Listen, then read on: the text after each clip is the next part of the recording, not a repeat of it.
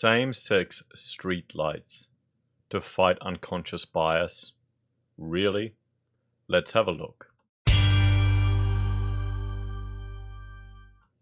Good morning, everyone, and welcome to another episode of Heiser Says.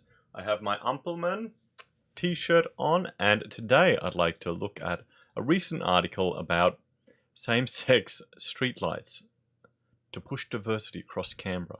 It also happened in Melbourne, where they made a custom streetlight of a female stick figure than a male stick figure. And what's concerning is the ideological push behind it. So pedestrians in Canberra are making slight double takes, I doubt it, with the installation of same-sex pedestrian lights at the city centre. 8 new lights have been set up in the inner northern suburb of Brandon, featuring both male and female same-sex couples. The lights function like any standard pedestrian crossing signal, but they've marked an important crossroad in Australia's history, coinciding with the first anniversary of the same-sex marriage postal vote survey results. I wonder how many people would have voted no if they knew this type of rubbish was going to be appearing for absolutely no reason. Nearly 3 out of every 4 Canberrians support a change to the Marriage Act. The highest yes result in the country. Well, they're a bunch of politicians.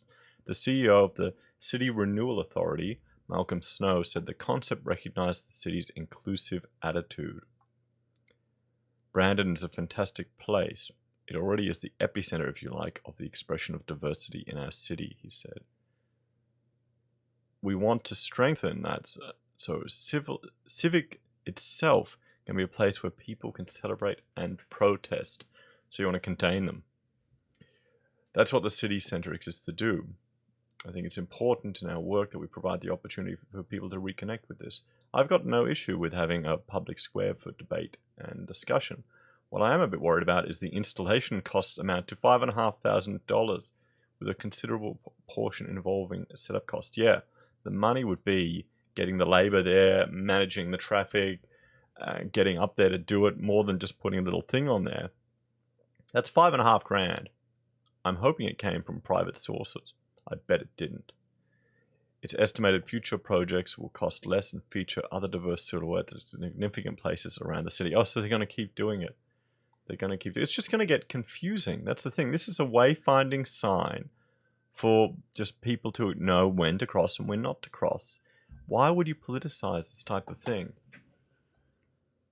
The intersectionality of intersections. More than a year ago, female traffic light signals appeared in Melbourne CBD as part of a gender equity push. Well, we know how Melbourne's going with everything. I'm sure that'll address the wage gap that doesn't exist. But the same-sex couple lights are believed to be an Australian first, though similar lights have been set up in Europe. I wonder if that $5,500 could have been better spent on something. I think it gives further credence to the statement that we're a cool little capital. No, you're not. No, you're not. You go to Canberra, you either visit for work, or frankly, you drive through on your way to going skiing.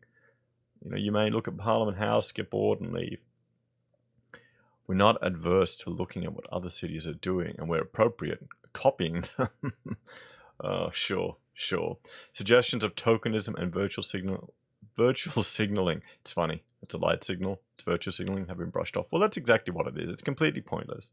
It's not going to make any difference to anyone. But what's more concerning is just the insidious nature that they think it's, to probe the unconscious bias of passerbys. This whole idea that we have an unconscious bias and they need to try and manipulate, nudge people in the right direction. Mr. Snow said a lot of thought was given around reflecting the character of Brandon and the broader Canberra community. The lights marked the entry to Lonsdale Street, where an impromptu street party broke out after the same-sex marriage survey results were announced in 2017. In the 2016 census, Canberra was also identified as Australia's gay capital in terms of proportion of same-sex couples. The CRA has noticed a more subdued reception to their initiative. Yeah, no one cares. No one cares. It's a waste of resources, waste of time. No one really cares. We put it in, and I guess we're quietly testing people's response. Perhaps this interview will help people go and experience it, and that's great. That's exactly what it was meant to do. So, Yeah, I think it's not going to be a tourist attraction. Who the hell is going to go there to look at a same-sex crossing light up?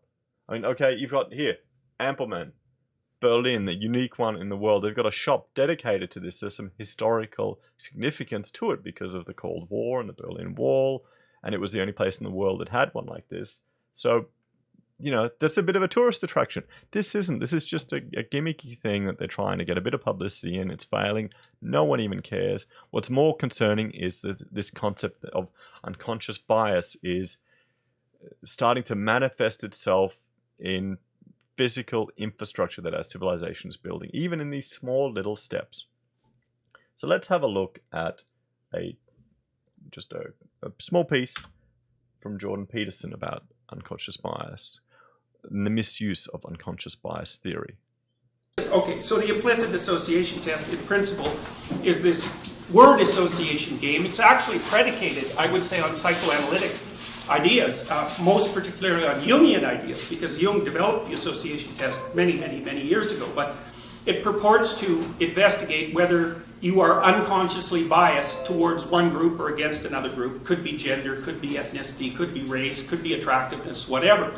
But the problem is that when you give the same person the damn IAT twice, they don't get the same results. So there's a rule for diagnostic tests. And the rule is the reliability, test-retest reliability, has to exceed something like 0.8 or 0.9. 0.8 at least. So the Big Five does that, IQ tests do that, but there's damn few tests that pass that reliability criteria, and the IAT is only reliable, I don't remember precisely, but I think it's about 0.5, which isn't even, it's not even near close enough to be used as a diagnostic test. Plus, it's not valid. So what does that mean? Well, let's say I assess your unconscious bias and give you a diagnosis. Well, there's no evidence that it predicts your behavior. So what good is it? What good is it? Well, it's good if you want people to send you to retraining exercises so that you can have your perceptions adjusted in the direction that your organization and the state thinks is proper. And that's happening everywhere. I got letters this week already for people at CBC. It's becoming mandatory there. St. Mike's Hospital, same thing. And they've decided that all of their micro institutions within the hospital will be equitable. There'll be 50% women and 50% men at every single level of the organization. So we can see here just the issues with this whole unconscious bias seeping its way into organizations, seeping its way into the human rights departments, and now, thanks to traffic lights, seeping its way into bloody crossing lights. See, in Sydney, they're painting a new rainbow crossing. And, you know, it's going to cost a lot of money. It's going to cost a lot more than this. But because of, you know, the history and the culture, the homosexual culture in Sydney and around the Mardi Gras, I can see that as being more of a tourist attraction than this. Not much more, but I can see it. You know? But this, yeah, I think it's a bit of a waste of money, to be honest. So just think about that when you're donating to these organizations or these charities, or people are calling to use, you know, the infinite amount of resources of the government money. You know, they're virtue signaling, literally. They're trying to argue for the existence of unconscious bias when no testing can actually prove that it exists or give a reliable result that we've seen here from the quote from Peterson.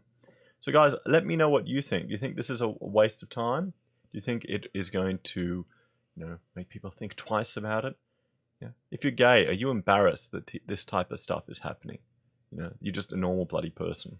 You don't want this rubbish. You know, we don't have heterosexual couples holding hands crossing lights. It should be a parent and a child, really. So let me know in the comments. Please like, share, and subscribe. And I'll see you all again next time. Bye for now.